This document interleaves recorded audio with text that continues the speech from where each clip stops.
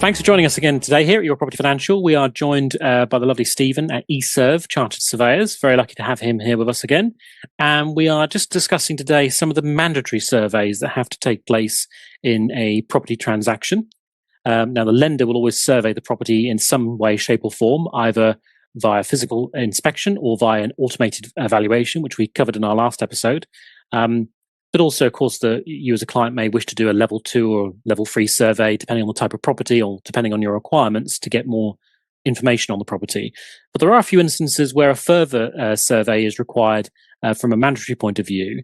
So, Stephen, if you'd just like to touch base on what those mandatory surveys are and why they're required. Well, thank you. Yeah, so the two government initiatives, the Help to Buy valuation. So clients that are looking to pay off their equity loan and Help to Buy do require a RICS registered valuation. And in terms of that, that will be utilized to obviously gauge the property in terms of the equity repayment. So it's critical that they do have those. And in terms of it's a mandatory part of the process. Unlike surveys, which isn't a mandatory part of the process, I personally believe they should be, but that's my unbiased opinion again. However, with the valuations, they do require it. So it's as simple as making contact with Eserve Chartered Surveyors in terms of getting the valuation booked in, and in terms of getting that, it's necessary part of the process for Help to Buy. Same for shared ownership. Those looking at staircasing, you will require to have a valuation on the property done. Again, a RICS registered valuation. At Eserve, we're particularly strong in terms of getting these out relatively quickly. And we do have strong relationships in terms of potential and difficulties that might pop up. Help to Buy, particularly, the rules seem to do change quite a bit. We are often sharing the correct info with our clients in terms of how things need to get changed. Often ahead of the curve in terms of what needs to be ensuring that information and changing them where required. Yeah, I think that's a good point around those types of surveys, because I guess with Help to Buy or shared ownership, the principle is the same. You're trying to buy either the full amount or a share back from either the government or the housing association.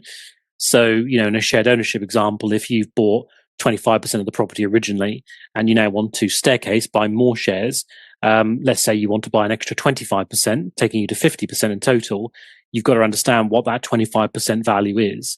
Now, you may have a good idea, but the housing association will say to you, well, you need to instruct an independent surveyor who can do a survey, who will confirm the value of the property independently. And then when you get that survey back, you often send that off either to the government for Help to Buy or the housing association for shared ownership, and then they'll come back to confirm, yes, we agree with the valuation, and therefore to buy in that example, that extra 25% is going to cost X, and then you give those details to your mortgage broker who will help you then apply for that. So yeah, there's a few examples there where you need a survey, and certainly with things like Help to Buy and shared ownership, probably the reason you're in those schemes in the first place is there was an initial preference for them, but also most likely an affordability reason you were with them. So it may be that you can't buy the whole property, but maybe you can buy a share, but actually how much of it can you buy? And on the share that you're not buying, there is still going to be applicable, at least housing association rent, if not rent from the government when their 0% interest part of it ends. So understanding that valuation is crucial to then understanding your affordability and your options, and then whether you should or shouldn't do it.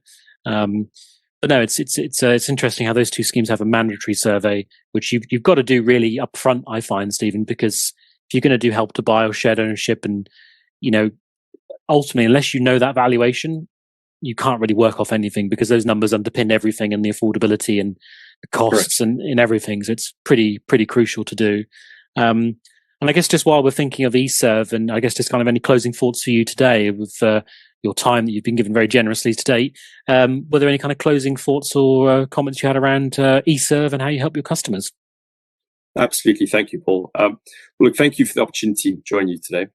In terms of Eserve, we really enjoyed people like yourself. I think we're very service driven in terms of Eserve. It's not just anything in terms of a transaction. Every single part of our process with our partners like yourself that we have, we make sure the service we drive through to our clients, we often ahead of the curve, I like to say, in terms of how we're looking at it and utilizing modern technology and incorporate into what we do.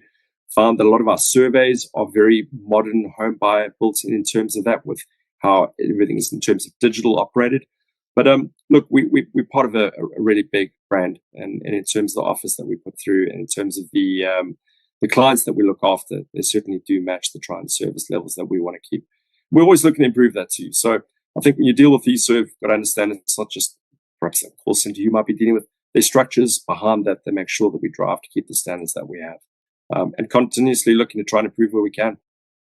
Yeah, definitely, and I'd agree. We've always had a very good experience with Eserve, and I think you're right there. It is about that customer care, as you said in a video previously, where if a client's trying to instruct a certain survey for a certain reason, actually just understanding that, making sure you don't actually need to do this level survey, and actually you can go for a cheaper option, or actually what you're trying to achieve, you need this slightly more expensive survey, but this is the reason you need it. So it's just making sure the customer gets what they want at the end of it, as opposed to just instructing a survey for the sake of it. So yeah, no. Well, thank you very much, Stephen, for all your time today going through those different subjects. Really grateful for your time. Thank you very much, and have a great day.